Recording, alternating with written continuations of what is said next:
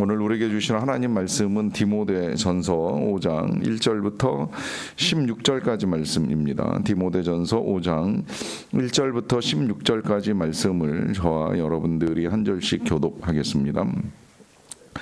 늙은이를 꾸짖지 말고 권하되 아버지에게 하듯 하며 젊은이에게는 형제에게 하듯 하고 늙은 여자에게는 어머니에게 하듯 하며 젊은 여자에게는 온전히 깨끗함으로 자매에게 하듯 하라. 참 과부인 과부를 존대하라. 만일 어떤 과부에게 자녀나 손자들이 있거든 그들로 먼저 자기 집에서 효를 행하여 부모에게 보답하기를 배우게 하라. 이것이 하나님 앞에 받으실 만한 것이니라.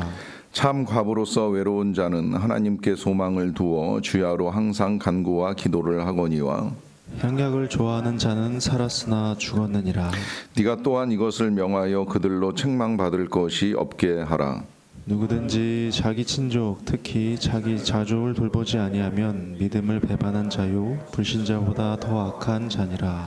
과부로 명부에 올릴 자는 나이가 60이 덜 되지 아니하고 한 남편의 아내였던 자로서 선한 행실의 증거가 있어 혹은 자녀를 양육하며 혹은 나그네를 대접하며 혹은 성도들의 발을 씻으며 혹은 환난당한 자들을 구제하며 혹은 모든 선한 일을 행한 자라야 할 것이요. 젊은 과부는 올리지 말지니 이는 정욕으로 그리스도를 배반할 때에 시집 가고자 함이니 처음 믿음을 저버렸으므로 정죄를 받느니라. 또 그들은 게으름을 익혀 집집으로 돌아다니고 게으를 뿐 아니라 쓸데없는 말을 하며 일을 만들며 마땅히 아니할 말을 하나니 그러므로 젊은이는 시집가서 아이를 낳고 집을 다스리고 대적에게 비방할 기회를 조금도 주지 말기를 원하노라. 이미 사탄에게 돌아간 자들도 있도다. 만일 믿는 여자에게 과부 친척이 있거든 자기가 도와주고 교회가 짐지지 않게 하라. 이는 참 과부를 도와주게 하려 함이라. 아멘. 우리가 신앙 고백을 하는 중에 우리가 믿는 내용 중에 성도의 교제를 믿는다라고 하는 이 고백의 내용도 있습니다. 이제 나중에 주일에 말씀을 나누기는 하겠습니다만은 이 성도의 교제라고 하는 것이 우리가 세상에서 일반적으로 생각하는 것처럼 먹고 마시고 대화하는 정도 이 수준의 이 교제가 아니지요. 이 성도의 교제에는 이제 많은 것들이 포함이 되는데 이제 그 가운데는 이제 서로를 위한 이제 좋은 말로 이 권면하고 또 가르치는 것도 포함이 되고 때에 따라서는 이제 구제하는 일까지도 포함이 됩니다. 모든 것들이 다 좋은 의도로 시작이 된다고 생각을 합니다. 뭐 먹는 일이나 대화하는 것이나 아니면 혹은 도와주는 것이나 또 가르치는 것이나 이제 의도는 좋지만 이제 이것이 늘 진행하다 보면 이제 시간이 흐르면서 이제 나쁜 태도나 나쁜 모습들이 이제 나올 수 있다는 것입니다. 모든 것들은 다 좋은 의도로 시작이 되었어도 시간이 가면서 변질이 되지요. 우리가 늘 세상을 보면서 안타깝게 여기는 것 중에 하나가 정치하는 사람들이 이 부부할 때는 다 좋은 공약들을 가지고 출발을 하지만 시간이 흘러가면서 권력을 이용해서 이 사욕을 취하는 모습들을 볼 때 이제 조금 안 좋다는 생각을 많이 하게 되는데 이것은 뭐 세상에서만 나타나는 모습이 아니라 이제 교회 생활이나 활동에 있어서도 좋은 의도로 시작하고 출발했던 것들이 이제 시간이 되면서 변질되는 모습을 보일 때입니다. 이제 그러하기 때문에 성도의 교제가 어떻게 진행되어야 하는 것에 있어서 이제 일부분을 오늘 사도 바울이 디모데에게 당부를 하는데요. 오늘 당부하는 내용은 성도를 대하는 태도에 관한 말씀입니다. 그런데 사실 이 태도에 관한 말씀이 이제 우리말로 번역이 되면서 그 태도 중에 사용되는 용어 자체가 이제 저 자신도 조금 이제 표현하기 불편한 이제 단어들이 한두 개 들어와 있어요. 하나는 늙은이라고 하는 단어이고 또 하나는 이제 과부라고 하는 단어입니다. 뭐 표현 자체가 나쁜 표현이 아님에도 불구하고 듣는 입장에서는 이 표현을 듣는 것이 이제 불편하게 느껴질 수가 있습니다. 그런데 이제 성경이 우리말로 번역을 하다 보니까 이제 노인이라는 용어 대신 특히 이제 여기 늙은이를 이제 남자와 여자로 구분을 해서 그런지 이 단어가 사용된 것 같은데 뭐 성경은 그렇게 쓰여졌지만 표현 자체는 이제 노인을 대하는 태도에 관한 말씀이라고 보셔도 될 것 같아요. 그런데 놀랍게도 이 노인을 대하는 태도에 있어서 제일 먼저 당부하는 것은 꾸짖지 말라라고 하는 당부를 합니다. 그렇게 당부를 하면 꾸짖을 가능성이 있다라고 하는데 이게 과연 가능한가? 이제 유교적 바탕에 살아온 우리들로서는 이 당부에 대한 의문을 가질지는 모르겠어요. 그런데 제가 제 친구한테 이제 그런 이야기를 들었던 적이 있습니다. 머리가 백발인데 염색을 잘하고 다녀요. 이제 처음에는 안 했었다 그러더라고요. 그런데 갑자기 어느 날부터 염색을 하는데 이제 그 이유를 이제 듣게 된 거예요. 병원에 갔는데 병원에는 이제 여러 환자들이 오는데 그 중에 특히 이제 장애인 환자도 있을 수 있는데 장애인 환자를 대하는 이 간호원들의 태도는 굉장히 친절하다는 거예요. 그들의 불편함을 어느 정도 이해하고 감안해서 이제 친절하게 안내도 해주고 진료를 받게 하고 또 이 처방과 치료까지 이제 아주 친절하게 안내를 해주는데 백발을 한 자기를 대할 때 이 간호원의 태도는 마치 못 알아듣는 할아버지를 대하는 것처럼 제 나이임에도 불구하고 굉장히 괄시하고 무시하는 태도로 일관하는 간호원의 모습을 보면서 이게 뭐 때문이지? 내 머리 때문인가? 그래서 실제로 이제 다시 염색을 하고 가서 똑같은 이 상황에 접하고 나서 보니까 머리 때문이었다라고 하는 거예요. 이제 그래서 염색을 해야 되겠다 이제 생각을 하고 백발을 가렸는지 모르겠는데 이게 뭐 그 한 사람의 문제인지는 모르겠지만 우리가 그야말로 나이가 들었다고 해서 괄시하거나 무시하거나 여기 표현대로 꾸짖거나 하는 이제 이런 행동들이 나올 수 있다라고 하는 건 이제 우리에게도 그럴 가능성이 있기 때문이라고 저는 여겨지고요. 저는 이 부분에 있어서 언젠가 제가 인용하기도 했던 말씀 그대로 그냥 이제 우리 삶에 적용을 하면 어떨까 하는 생각을 가지고 있습니다. 그것은 우리는 다 잠재적 장애인이라고 하는 말씀입니다. 누구라도 당장에 내가 장애인이 아닐 수도 있고 내 가족 중에 장애인이 없을 수도 있겠지만 그러나 우리는 살다 보면 어디서 어떤 사고를 당할지 모르는 위험 앞에 늘 노출된 삶을 살아가고 있는데 내가 겪을 수도 있는 일이고 내 가족들이 겪을 수도 있는 일입니다. 그러하기 때문에 한 사람의 장애인을 대하는 우리의 태도가 존중과 또 사랑이어야 되는 것이 틀림이 없지요. 마찬가지로 우리는 또 한편 다 잠재적으로 노인이 될 사람입니다. 늙지 않을 사람이 어디 있겠습니까? 우리가 잠시의 젊음을 과시하고 뭐 난 그렇지 않다라고 말할 수 있을지는 모르겠지만 결국은 우리는 다 늙어가면서 귀도 어두워지고 눈도 어두워지고 또 말도 어눌해지고 소통이 안 될 수밖에 없는 이제 이 장수의 시대를 살아가고 있기 때문에 이 모습이 결국은 내가 맞이할 모습이고 그렇다고 한다면 그를 대하는 태도는 나를 사랑하는 것과 다름이 없어야 한다는 것이 오늘 이 말씀의 취지라고 이해를 하시면 좋겠습니다. 그러면서 이제 꾸짖지 말고 권하되 아버지에게 하듯하고 젊은이에게는 형제에게 하듯하고 또 늙은 여자에게는 어머니에게 하듯하고 젊은 여자에게는 온전히 깨끗함으로 자매에게 하듯하라라고 합니다. 읽어 나가시면 뭐 쉽게 이해하시겠지만 결국은 교회 안에 성도의 교제에서 핵심은 가족이지요. 여기 뭐 아버지, 어머니, 형제, 자매라고 하는 이 모든 당부들을 통해서 우리의 성도들 간의 교제는 결국 정말 부모에게 하듯이 형제, 자매에게 하듯이 가족을 대하는 태도여야 한다라고 하는 것이 분명합니다. 물론 가족도 가족들에 따라서는 그 가족을 사랑하지 못하고 대하는 관계들이 있을 수 있겠지만 그러나 이제 여기서 확실하게 이제 우리에게 당부하는 건 사랑으로 섬기는 이 가족의 태도에 대한 당부인 것으로 보아서 교회 안에서나 교회 밖에서나 가정에서나 다 서로를 사랑하는 마음이 이 태도의 기본이라고 하는 것이 분명하고요. 그 가운데 이제 젊은 여자에게 있어서는 특별히 더 온전히 깨끗함으로 자매에게 하듯 하다라고 하는 당부를 합니다. 이렇게 말씀하시는 이유는 젊은 자매를 대할 때에 이 때로 또 지나치게 이제 잘못된 태도로 대하는 남자들이 있을 수 있다라고 하는 것을 이제 염려하면서 당부하는 것이라고 볼 수가 있겠지요. 이 교회도 사람들이 만나는 장소이고 때때로 이제 이성 간의 만남이 이루어질 수밖에 없다 보니까 그 이성 간의 유혹을 가지고 서로를 대하는 일들에 대한 염려를 가진 당부라고 보셔도 됩니다. 그래서 누구를 대하든지 정말 사랑하는 가족을 소중하게 여기는 마음으로 대해야 한다는 것을 당부하시고요. 그 다음에 이제 이어지는 내용은 이 과부를 존대하는 이제 문제인데요. 이 홀로 된 여인을 대함에 있어서 이제 당시의 상황을 좀 우리가 이해하면서 이 부분을 읽어 나갈 필요가 있는데요. 일단은 이제 당시에 홀로 된 여인이 교회 안에도 많았습니다. 이제 그러다 보니까 이제 이들을 어떻게 도와줄 것인가라고 하는 것인데, 이 당시에 홀로 된 여인들은 이제 혼자 살아가면서 이제 경제적인 문제를 해결하기가 쉽지 않은 어려움에 늘 직면합니다. 이제 그러다 보니까 재혼을 할 수밖에 없는 상황에 이르게 되고, 그 재혼의 상황에 직면하게 돼서 때로는 불신 남편을 만나가지고 이제 신앙을 버려야 되는 어려움에 빠지다 보니까 여기서도 지금 젊은 과부를 대할 때는 명부에 올리지 말고 그가 시집갈 때 믿음을 버리는 일이 있을 수 있다라고 하는 것에 대해서 경고를 하기까지 합니다. 또 그렇지 않고 결혼을 하지는 않는다 하더라도 여기 지금 말씀하고 있는 내용은 이제 혼자 살아가는 여인에 대한 명부를 정리해서 그 여인들을 도와주는 일을 교회가 할 수 있어야 된다라고 하는 당부인데, 그렇게 되면 도움을 받는 젊은 여자들은 도움을 받는다는 이유 때문에 이제 아무것도 하지 않고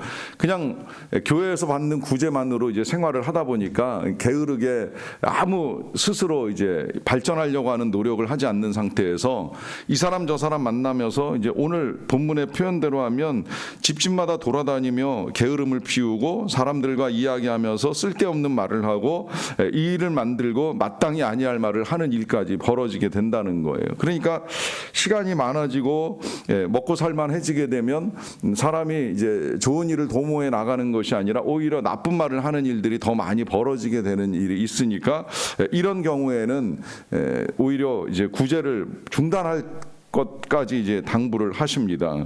오히려 차라리 결혼할 기회를 가지고 시집가서 아이 낳고 집을 다스리고 하는 일들이 더 그들에게는 필요한 거 아니겠느냐. 그렇지 아니하면 이미 사단에게도 돌아간 자들이 있다라고 하면서 사도 바울이 아마 어쩌면 자신의 경험을 가지고 이제 이야기한다고도 볼 수가 있겠는데요. 그러하기 때문에 홀로 사는 여인에 대한 가장 기본적인 지침은 가족들이 도와주는 겁니다. 먼저 4절에 보시게 되면 만일 어떤 과부에게 자녀나 손자들이 있거든 그들로 먼저 자기 집에서 효를 행하여 부모에게 보답하기를 배우게 하라 합니다. 말씀 그대로 자녀들이 섬겨야 된다는 거예요. 아니면 뭐 손자 손녀들이라도 어쨌든 가족이 섬기는 것이 우선이고, 더 나아가서 그것을 끝에는 이것이 하나님 앞에 받으실 만한 것이라고 하면서 이 부모 섬김에 있어서는 늘 하나님의 약속과 은혜가 있다라고 하는 사실을 이제 명확하게 우리에게 밝혀주고 있고요. 그리고 이 말씀을요 여기서만 이제 끝이는 것이 아니라 이 중간중간에 이제 계속 다시 이야기를 하는데요. 8절에 보시면 누구든지 자기 친족 특히 자기 가족을 돌보지 아니하면 믿음을 배반한 자요 불신자보다 더 악한 자라라고 하면서 가족을 돌보는 일의 귀함을 강조합니다. 이것이 오늘 우리가 이제 불신 가족과 함께 살아가는 일에 있어서도 다시 한번 생각을 해볼 문제인데요. 때때로 우리는 신앙을 가지고 살다 보면 믿지 아니하는 가족들과 갈등을 일으킬 때도 있고, 때로는 그 갈등 때문에 가족을 소홀하게 대하는 태도에 대해서 나는 하나님께 충성을 다했다라고 하는 생각을 하는 분들이 간혹 계십니다. 제가 언젠가 시리즈로 설교를 할 때 그래서 이런 시리즈를 가지고 이제 설교를 했던 적이 있는데요. 그것은 세상보다는 주님을이라고 하는 이제 제목의 설교입니다. 그런데 혹시 기억하시는 분이 계실지 모르겠는데 그 다음 주에 설교 제목이 주님보다는 세상을이라고 하는 제목으로 설교를 했습니다. 이 제목으로 설교를 한 이유를 다 아실 거예요. 세상보다는 주님을 하는 이 제목은 제목 그대로 세상을 따라갈 일이 아니라 우리가 주님을 따라가야 한다라고 하는 것이지요. 지금 세상의 풍조에 휘말려 살아가는 것이 당연한 것이 아니라 아직까지도 우리는 주님의 뜻이 무엇인지를 분별하고 그 뜻에 따라 살아가는 것이 너무나도 중요하고 필요하다는 말씀입니다. 그런데 그 다음 주에 왜 제가 제목을 뒤집어서 주님보다는 세상을이라고 하는 제목으로 설교를 했을까요? 그것은 주님을 믿는다는 이유로, 또 교회를 섬기고 교회에 봉사한다는 이유로 가족들 다 내버려 둔 채 오직 교회에만 올인하는 이런 신앙도 잘못된 신앙이라고 하는 것을 알려드리고 싶었습니다. 그리스도인은 자기 가족을 돌보아야 합니다. 내가 하나님을 섬긴다는 이유로 가족에게 소홀한 것이 하나님의 뜻은 분명히 아니라고 하는 것입니다. 여기서 그 부분을 강조하는 거예요. 자기 친족, 자기 가족을 돌보지 아니하면 믿음을 배반한 자요 불신자보다 더 악하다라고까지 말씀하시면서 가족 사랑이 얼마나 귀한가는 사실을 강조하지요. 그래서 이제 마지막 16절에서도 만일 믿는 여자에게 과부 친척이 있거든 자기가 도와주고 교회가 짐지지 않게 하라라고 하면서 가족 돌봄의 중요성을 다시 한번 더 강조를 합니다. 그럼에도 불구하고 이제 돌봄을 받을 수 없는 여인 같은 경우에는 교회가 섬겨주는 것이 당연하다라고 하는 것을 이제 오늘 우리에게 알려주는데요. 이 말씀을 보면서 마지막에 이제 5절에서는 이런 당부로 결론을 내립니다. 참 과부로서 외로운 자는 하나님께 소망을 두어 주야로 항상 간구와 기도를 하기를 당부합니다. 자, 여기서 이제 이 가장 중요한 화두가 나왔습니다. 그것은 이 외로움의 문제인데요. 이 외로움이 이제 우리 사회에 지금도 그렇지만 이제 가면 갈수록 이제 심각한 사회 문제로 대두가 될 것이라고 여겨집니다.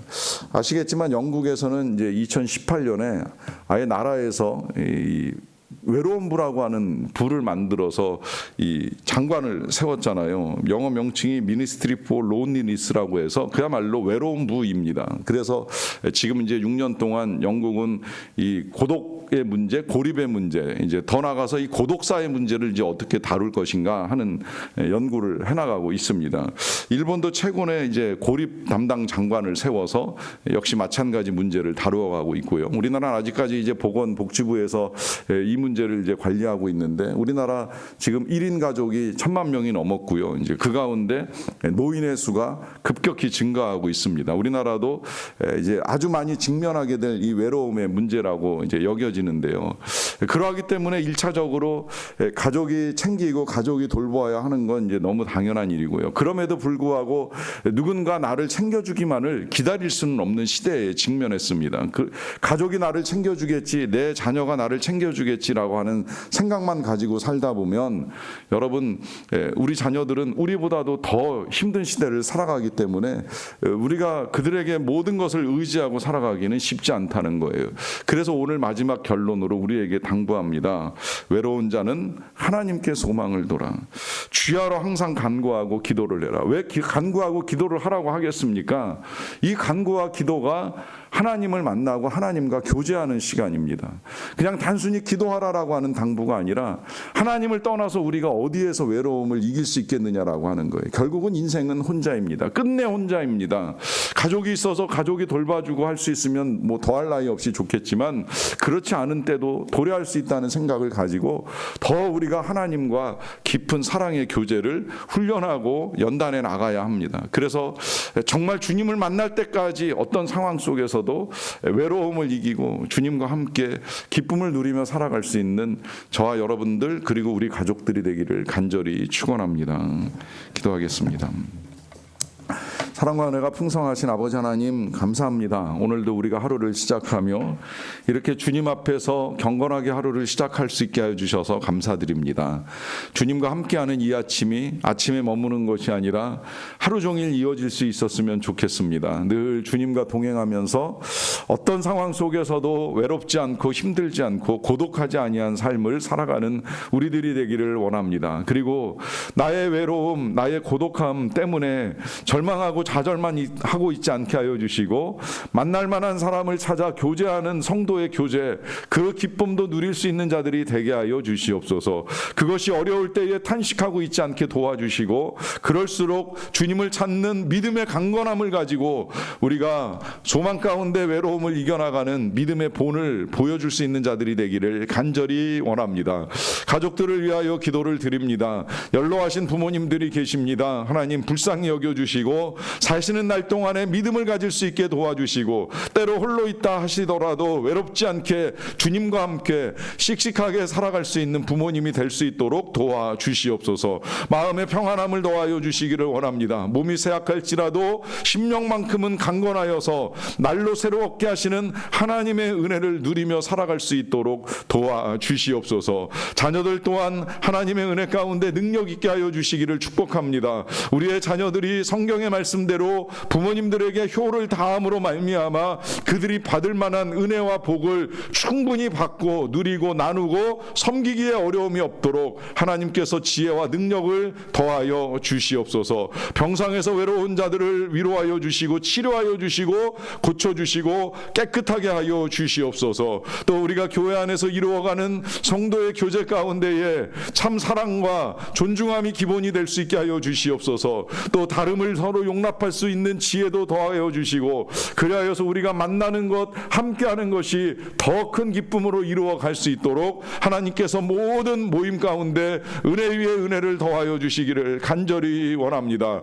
외로운 사역지에서 홀로 고군분투하시는 우리 선교사님들의 외로움도 함께 위로하여 주시고 힘들지만 하나님과 함께 귀한 사역 감당하며 하나님이 주시는 소망과 위로함을 가지고 나아가는 우리 선교사님들 다 될 수 있도록 도와주시옵소서. 나라의 외로움이 깊어집니다. 이 모든 상황들 속에서 메시지나 혹은 미디어만을 통해서 외로움을 극복하려고 애쓰지 않게 도와주시고 하나님 그들이 정말 하나님을 만날 수 있는 자리 참 친구를 찾을 수 있는 자리로 나아오는 용기도 허락하여 주시옵소서. 그래서 우리가 살아가면서 겪는 이 모든 어려움을 도우시는 하나님과 함께 능히 이겨나가는 이 땅의 백성들이 되기를 간절히 원합니다. 감사드리옵고 예수님의 이름으로 기도하옵나이다. 아멘.